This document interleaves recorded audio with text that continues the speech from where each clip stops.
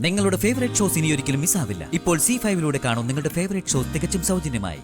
സച്ചിക്ക് സംശയമൊന്നും തോന്നാതിരിക്കാൻ ട്രീറ്റ്മെന്റ് എല്ലാം അർച്ചനയും എടുക്കണം. ഞാനെന്ന് പറഞ്ഞിരുന്നല്ലോ. ഡോക്ടർ എന്ന് പറഞ്ഞപ്പോ ഞാൻ പറഞ്ഞ ഉത്തരത്തിൽ തന്നെയാ ഞാൻ ഇപ്പോഴും നിൽക്കുന്നത്. എന്റെ സച്ചേട്ടനും ജനിക്കാൻ പോകുന്ന ഞങ്ങളുടെ കുഞ്ഞിനും വേണ്ടി എന്തും ചെയ്യാൻ തയ്യാറാ ഡോക്ടർ.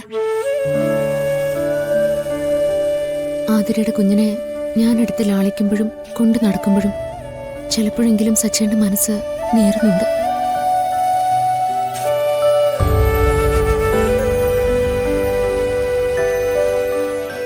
എനിക്ക് വിഷമാവെന്ന് കരുതി പറയാത്തതാ.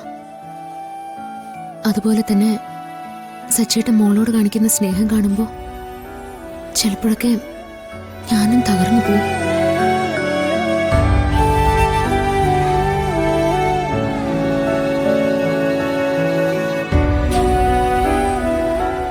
അനിയന്റെ കുഞ്ഞിനോട് പോലും ഇത്രയും സ്നേഹം സച്ചേട്ടൻ കാണിക്കുമ്പോൾ തനിക്കൊരു കുഞ്ഞ് സ്വന്തമായിട്ടുണ്ടാവില്ല എന്നറിഞ്ഞാ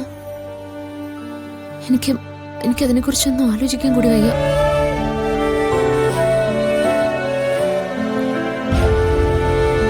ഈ വലിയ സത്യം മറച്ചു വെച്ച് ഞാൻ സച്ചേട്ടന്റെ മുമ്പിൽ അഭിനയിച്ച് പിടിച്ചു നിൽക്കാൻ ഞാൻ വല്ലാണ്ട് പാടുപെടുന്നുണ്ട്.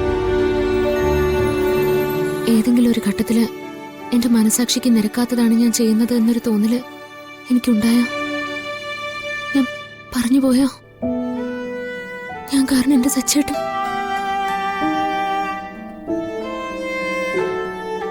അതുകൊണ്ടാ ഞങ്ങള് വേഗം വന്ന് ട്രീറ്റ്മെന്റ് തുടങ്ങണമെന്ന് പറഞ്ഞത്. ഇനി ഈ ട്രീറ്റ്മെന്റിന് ഫലമില്ലാതെ വല്ലതും പോവോ ഡോക്ടർ? അങ്ങനെയൊന്നും സംഭവിക്കില്ല. അർച്ചന ധൈര്യമായിട്ടിരിക്കും. സച്ചിക്കും അർച്ചനയ്ക്കും ഒരു കുഞ്ഞിന് സാധ്യത ഉള്ളതുകൊണ്ടല്ലേ ഞാൻ ട്രീറ്റ്മെന്റ് എടുക്കുന്നതിനെ കുറിച്ച് നിങ്ങളോട് പറഞ്ഞത് തന്നെ.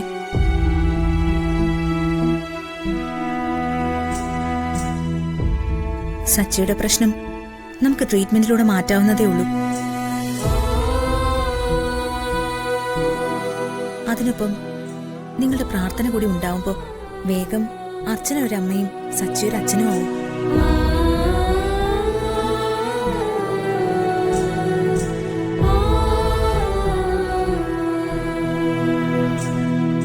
അതിനെക്കുറിച്ചല്ലാതെ മറ്റൊന്നിനെ കുറിച്ചും അർച്ചന ആലോചിക്കണ്ട. സച്ചിക്കും ധൈര്യം കൊടുക്കേണ്ടത് അർച്ചന തന്നെയാ. മനസ്സിലായോ?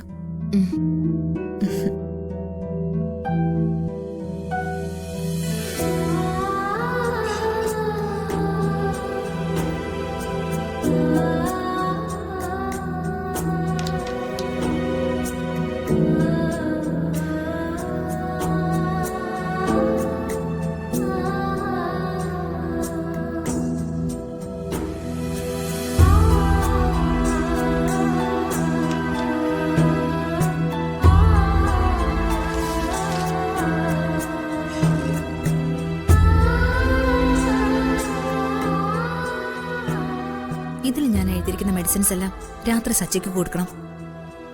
സച്ചിയെ ബോധ്യപ്പെടുത്താൻ വേണ്ടി മാത്രം അർച്ചനയും സച്ചിയുടെ മുന്നിൽ വെച്ച് തന്നെ കഴിക്കണം.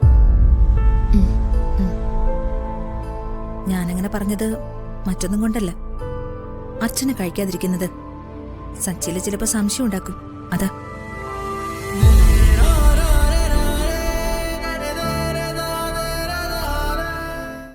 ഡൗൺലോഡ് ചെയ്യൂ C5 ആപ്പ്. കാണൂ എല്ലാ എപ്പിസോഡുകളും സൗജന്യമായി.